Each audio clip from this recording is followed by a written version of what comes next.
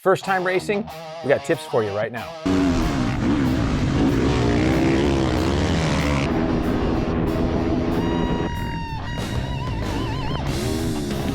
For this video, we're going to talk about first time racers and what to look for. We have a separate video on first time riders, beginners, some tips for that I've also done with Sean Lipanovich, who has SLMX, which is a really cool business in Southern California that does coaching, training, dirt bike rentals.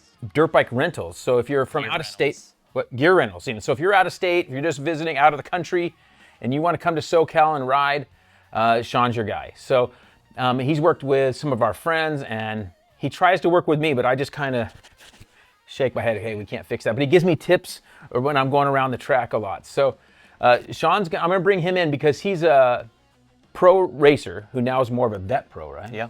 Vet rider. Vet rider, but it still goes really well. Stays in good shape, training guys, so he's out riding a lot. So we're going to bring him in because I'm not nearly as much of a race expert. I'm more of a, lifetime practicer. Yeah. Okay. Vet novice, I've never been anything over a novice my whole life. Okay. If I lived outside of California, I might have been an intermediate. I'd be B level, yes. Yeah. Okay, but in California, I'm a lifetime novice, which is very, sad to explain. To explain that to someone outside of our sport is kind of weird because earlier I've talked about how I have 10,000 hours. You're supposed to be an expert, right? I mean, it just depends on. That's the saying. Yeah. The saying 10,000 hours. I'm way over that. Yeah. And I'm nowhere near expert. Yeah. Okay. Yeah. So they say like for these, if you're going to be a singer or an artist, 10,000 hours is going to take and I for sure have got that between bike work and riding. I've got 10,000 hours and I'm still just a novice. So Sean's going to bring us up from tips. So let's go with your first tip for first time racers. So first time racers, I would definitely look into a local race. I see it all the time where people, are trying to sign up for the biggest race of the year, but take it slow. Take it a nice local race with a nice schedule, something that's close that you've ridden before. But yeah, definitely a local race. I can't agree more. In Southern California, Glen Helen has their Saturday MX races. Yep, it's a perfect fit. And sometimes they're on the national track. Sometimes they're on their Aurora track, which is their vet track, more friendly. More laid back. Yeah. And that schedule's really nice. They're done earlier in the daytime. Mm-hmm. You get 2 long motos. Yep. So it's a great way to intro. So I can't agree with you more. So what's next? So next would be look at the race schedule. Before you go the day before, look at the schedule. You're gonna notice you're gonna have to get to the track a lot earlier than you think. You gotta go sign up, you gotta do practice. Your race not be until 11 or 12, but you're probably gonna have to get there at 6:30 in the morning. A lot of people don't know that. And you have to be ready for see what your practice schedules are. Yep. So that's a great thing. It's a lot bigger day and a lot more preparation goes into it. So what do you got next? So next would making sure your bike is ready to race. You don't want to be changing a sprocket, a tire, working on the bike on the day of. Get that ready the day before. Everything will go a lot smoother for you. For me, 5 days before. Like get it done early in the week. Okay, so you're not stressed out the night before. Yep. Then from the mechanic side of things, the night before is when something breaks. Yep. You break off a bolt or something getting ready. Yep. So days before. Yep. All right, what do you got next for us? Next would be getting all your gear ready. If you need to get tear-offs the day before, get all your gear laid out with your goggles. So you're not stressing that you forgot your gloves or your goggles at the race and you're trying to ask one of your buddies for some stuff.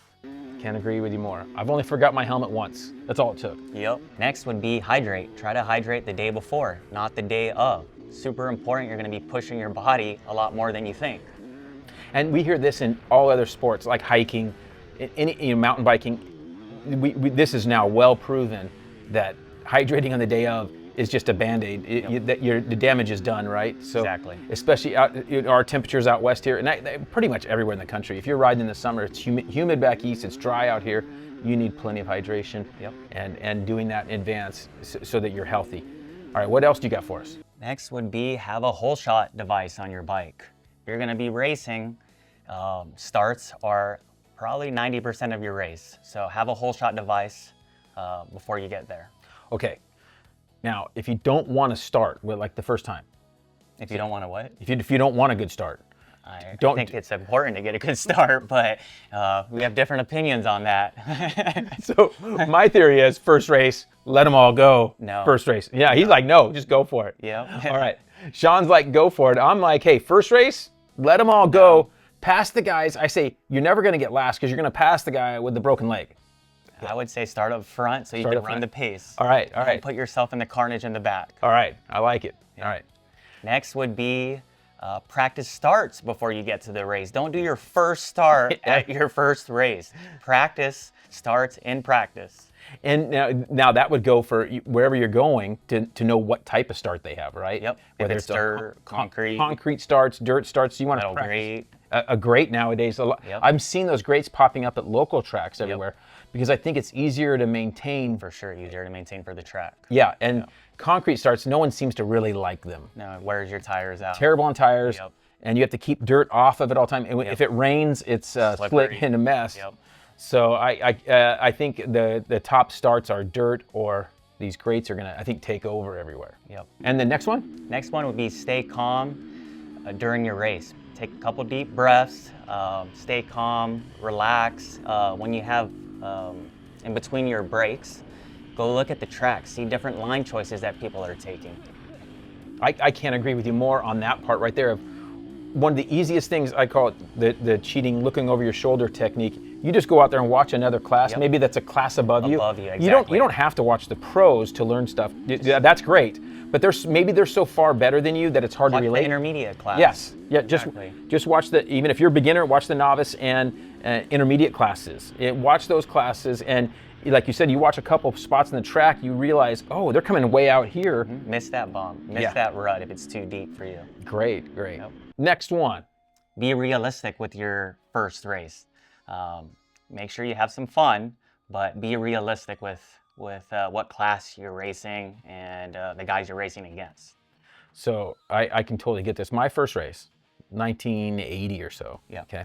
On a 77 RM80. Yeah. I was going around. And I had no business racing. Yeah. I should have gone back to that video I just made on beginner rider tips. Yep. I wasn't remotely ready to race, but I'm going around. My uncles had hey, you got to go race. It's like, it made no sense. But anyway, I'm racing, and it's a night race at Indian Dunes, okay? And I'm going around the track, and everybody's going like this. Yeah. Stand up. No, they keep going like this. What does that mean? Okay. Apparently you're supposed to shift. Oh, shift up. Shift up. Yep, you're revved out. So when I had that thing pinned in second or whatever I was in, that was it. Yep. There was no shifting going on. Yep. So that's the level I was at for that first race. There was no shifting. Yeah. You probably should have been practicing a little more. Yes, not even close, right? If you don't have shifting down, you're probably not ready for prime time racing, right? Exactly. Yeah, so I just thought everybody was cheering me on. I really did. When it was over, I'm like, man, they're all cheering for me. Yep, you're in second gear. Could you imagine just everybody going like this? Yep, shift up.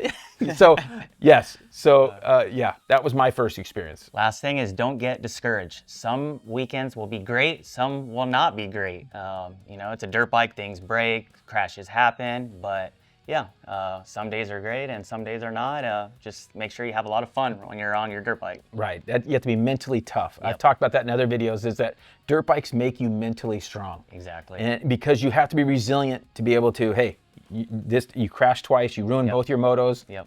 But at the end of the day, you were still riding a dirt bike, which is pretty amazing, right? Yep, exactly. That's the way I look at it. So, all right, any last tips for guys that are thinking of racing? That's pretty much it. Yeah. Okay.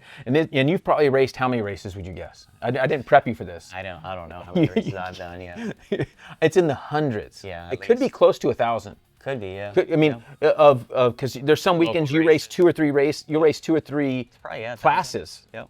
So it's for sure in the high hundreds, if not 1,000 plus races that you've done. If we counted each moto gate, it'd be crazy. So I'm just talking, classes. So again, you can check out Sean as at SLMX School. Yep, right here. Yeah, SLMXschool.com, and you can learn. Now, one thing in our other video we talked about this, but coaching/training gets overlooked, and that can be very helpful for a guy going to his first race, right? Depending on where you live. Yeah, I mean, I see a lot of people buying pipes and all these aftermarket stuff for their bike, but spend a little money on coaching so you're safer, having fun, and you're improving. $1,000 pipe, if you're just sitting down on the brake and bumps is not going to help you.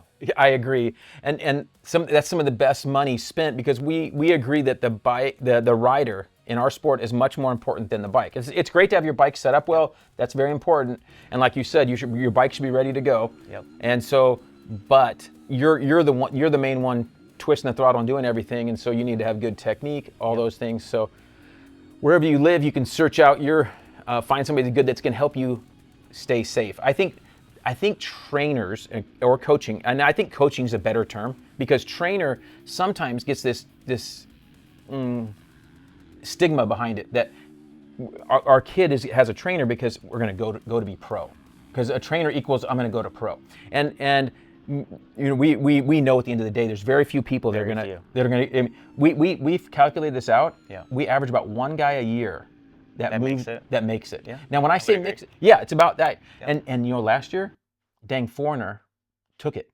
Who was it? Prado. Oh yeah. He's the only guy that got a factory contract that actually moved up to get paid. When I say gets paid, that he makes more than $500,000 a year. Yep. To where it justifies the risk you're taking on that factory level. Yep. So on the average in the U.S. here, I think we average about one guy a year that actually progresses up and gets that big contract. Yep. And this year it might even be almost zero. I need to look if any new riders came in that actually progressed up.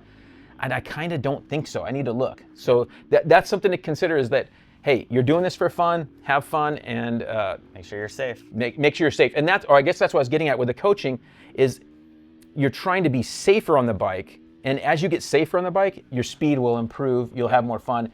But that's the biggest thing, is staying safe on the bike. And that's going to give you long-term to where when you're this old, you still want to do it and have fun with it. And I have the most fun the longer gaps I go between crashes. Yeah. All right, we'll see you guys. Remember to like, comment, subscribe. We'll see you guys next time. PB Blaster's that penetrant catalyst that really breaks loose those old stubborn bolts. Been around for years and years. We all know this thing, seen it all over the place. Well, now Blaster has a Blaster power line, products, aerosols to help us with our moto maintenance.